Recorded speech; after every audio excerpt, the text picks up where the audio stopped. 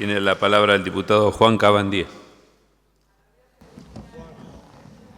Gracias, presidente. La verdad que me resulta un poco movilizante lo que sucedió en estos últimos días, horas. Se agrava incluso, lamentablemente, por algunos discursos que se han vertido en la jornada de hoy, en especial de una diputada del bloque oficialista, que fue un discurso, uno podría decir, una mistura entre el intento de una clase de derecho, que nadie niega que sepa, y una jornada de Ravi Shankar, tratando de hablar con ínfulas de superación y con mensajes medios espirituales, esotéricos, no sé cómo clasificarlos.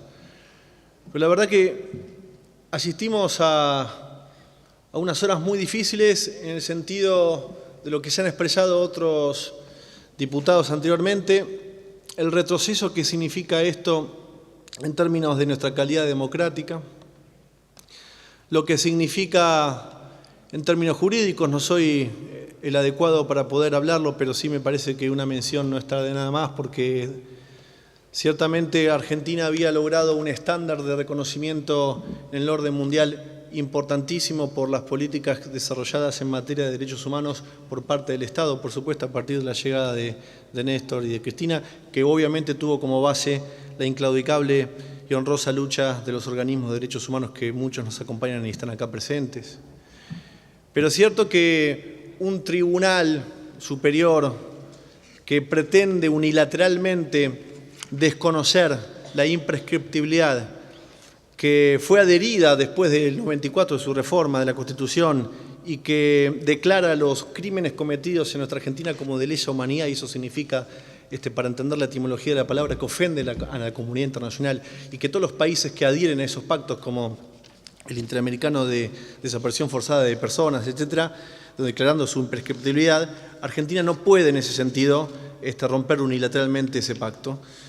Y es cierto que tenemos por lo menos tres integrantes de la Corte Suprema que incluso desconocen el digesto legislativo de las normas que están vigentes en la Argentina. Porque decía la diputada propinante que no habíamos hecho nada en los 12 años de gobierno. Me pregunto, ella que tiene 20 años de ejercicio en la función legislativa, ¿por qué no lo hizo ella? Yo no me olvido que cuando en el año 2003 se votaron las leyes de nulidad de evidencia de vida, el bloque radical se abstuvo. No me olvido de eso. Y la diputada Carrió no vino, no asistió a esa sesión. No me olvido de eso, no me olvido. Entonces, no dialoguen, diputada, no dialoguen. Hace falta recordar que la ley que se refirió también el diputado Carlotto, se trata de la ley 27.156, justamente, que impide la amnistía o la condenación de penas de crímenes de lesa humanidad, que fue sancionada el 1 de julio del año 2015 y fue promulgada el 24 de julio. Entonces, tenemos jueces de la Corte Suprema que ni siquiera conocen cuáles son las normas vigentes en la Argentina. Pero claro, estas cosas a veces quedan en títulos de molde y son realmente palabras que tienen un significado muy importante y que son parte de las banderas que nosotros llevamos y acompañamos en ese sentido a los organismos y que hemos llevado a cabo como política de Estado desde el año 2003, que tiene que ver con crímenes de lesa humanidad, con dictadura, con imprescriptibilidad. Pero cuando uno desagrega esos conceptos, en realidad está hablando que van a caminar libremente por las calles aquellos que decidieron desaparecer. Van a estar caminando libre por las calles aquellos que torturaron, aquellos que violaron, aquellos que mutilaron, que cometieron vejaciones. Van a estar caminando por las calles aquellos que adormecían a jóvenes, hombres y mujeres, los subían a un avión y los arrojaban al mar o al río.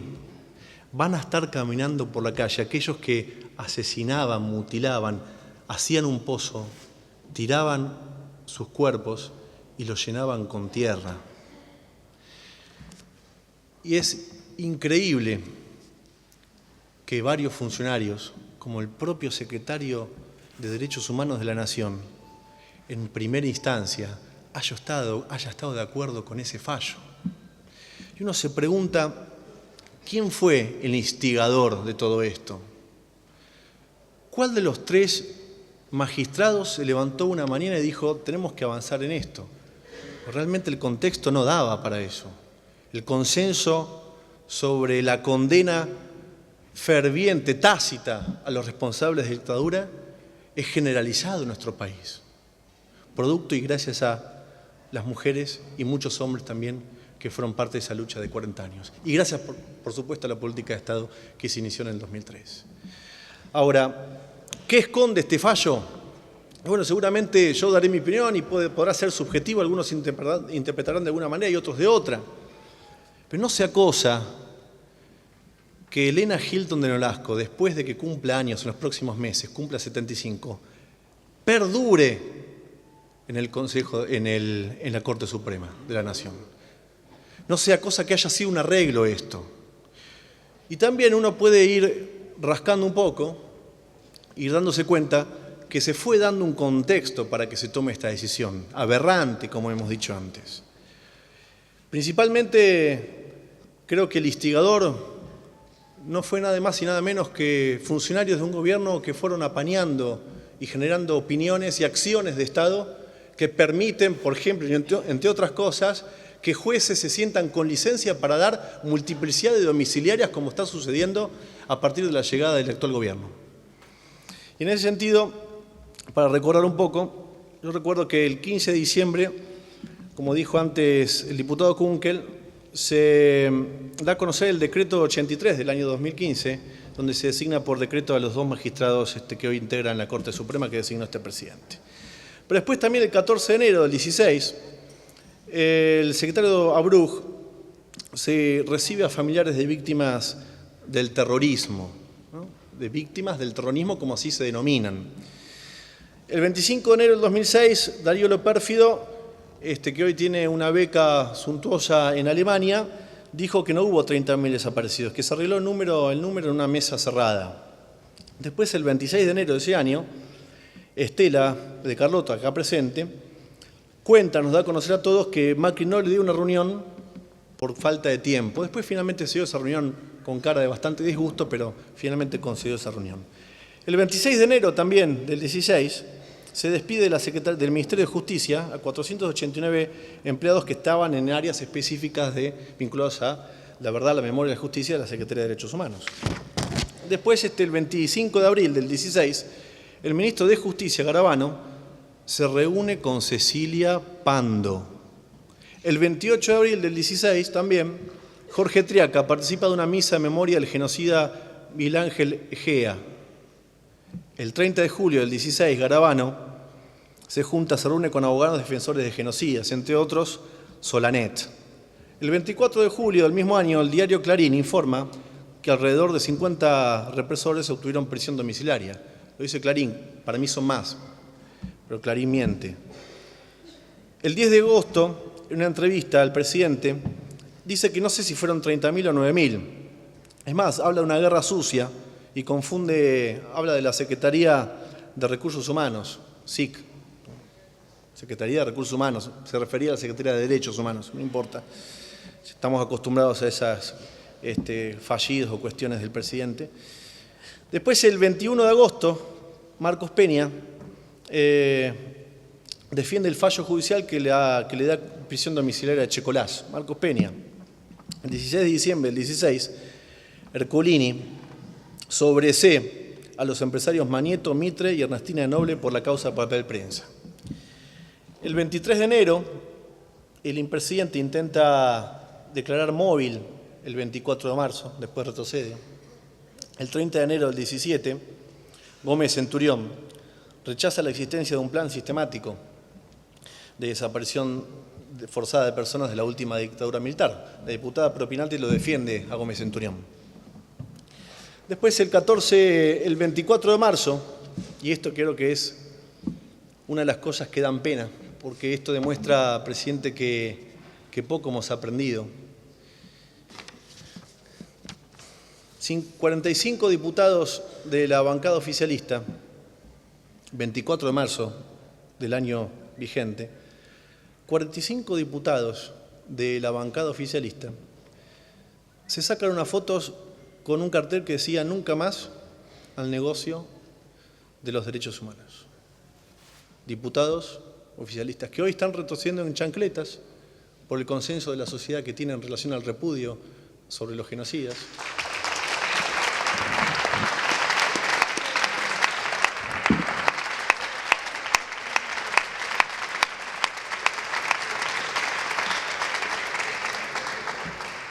Y ni hablar de las opiniones, por supuesto, de Garabano y de la vicepresidenta de la Nación en relación a la postura del fallo acaecido el 3 de mayo reciente, el famoso fallo de la Corte Suprema. Entonces, cuando uno analiza esto, dice, claro, ¿quién fue el instigador para que esta Corte Suprema piense que tiene licencia para cometer la aberración que cometieron? El mismo gobierno es el instigador. El mismo gobierno fue el que generó las condiciones para que esto suceda. Pero queda demostrado con esta sesión, con las opiniones públicas, con las opiniones en la calle, con las opiniones incluso de periodistas, de distintas opiniones, de distintas posturas ideológicas, por así decir, que le volvieron a pifiar, que el errorismo de Estado sigue vigente, que esto fue impulsado, que esto es una amnistía inconducente, improcedente, injustificable e ilegal, porque desconoce normativas internacionales y desconoce incluso las leyes de 2005-2015 que acaba de mencionar, que fue de autoría del exdiputado Pietragala. Entonces, sinceramente, presidente, Remo lo decía, la verdad, con mucha contundencia. El hecho de ser hijo de desaparecidos no nos pone en ningún lugar, digamos, distinto. El hecho de ser víctimas directas no nos pone en ningún lugar distinto, porque en realidad lo que realizó la dictadura tuvo como objetivo perjudicar lisa y llanamente a nuestro país, el conjunto de la población. Pero a veces se pasa por alto ciertas características de las personas, en este caso los que somos víctimas directas. Y en este caso voy a ser absolutamente egoísta y voy a hablar en términos personales.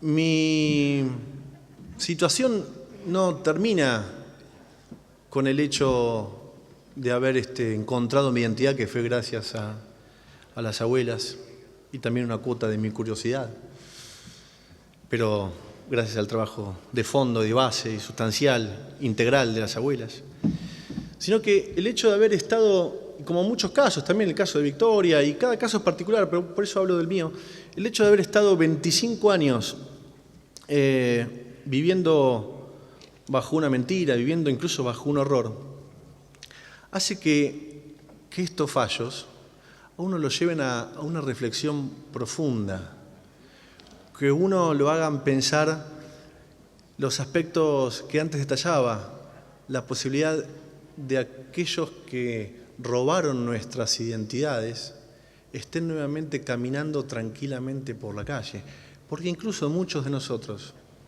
fuimos querellantes para que la justicia actúe con toda contundencia sobre ese crimen también cometido, sobre ese delito también cometido, que está en el mismo marco de lesa humanidad. Entonces, la verdad que es difícil a veces recibir la estigmatización, recibir la esmerilación. Esto, por supuesto, nos moviliza, pero también le ponemos el pecho a las balas. Y claro, no son el pecho a las balas de plomo que recibieron nuestros padres. Le ponemos el pecho a otras balas, ¿no? A las balas de la estigmatización, a las balas de la esmerilación, a las balas de calificarnos como fanáticos, militantes, a las balas de tinta de muchos medios de comunicación, La Nueva Provincia, las balas de tinta del Diario La Nación, las balas de tinta del diario Clarín.